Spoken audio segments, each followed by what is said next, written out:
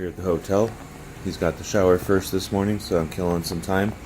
And I figured I'd do a quick hotel gear review. So, brought a dog with. She lays on the bed to keep it warm.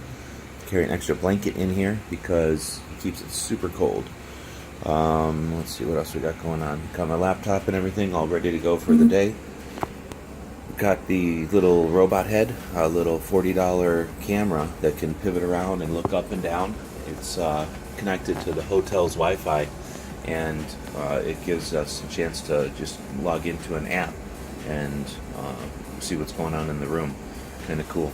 Got my own internet here. I'll take that with me though, and I'm charging up an Android phone that I'm carrying around as a cheap second phone. Looks like we've got the Lower Tech crew getting into their car this morning. They're going to beat us there by a long time. Holy moly, they're leaving early. They must be stopping for breakfast or something.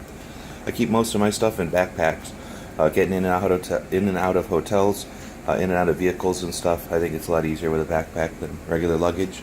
I'm using their dresser things here this time. We got this like TV dresser type of thing.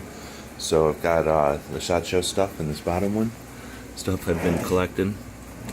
Clothes, just this and that, some food. Try to keep all my receipts in like a book like this for each trip. Had some dog food and some coffee in there. Brownie I rescued from the buffet the other night. So that's our hotel room. This trip, 2019. A lot less than some years, but probably a little more than we needed. I think I probably packed more than I end up needing most times. But I guess I go with that philosophy that have it and not need it, rather than need it and not have it. So with that, leave us some comments and stay tuned for more from SHOT Show. As always, thanks for watching.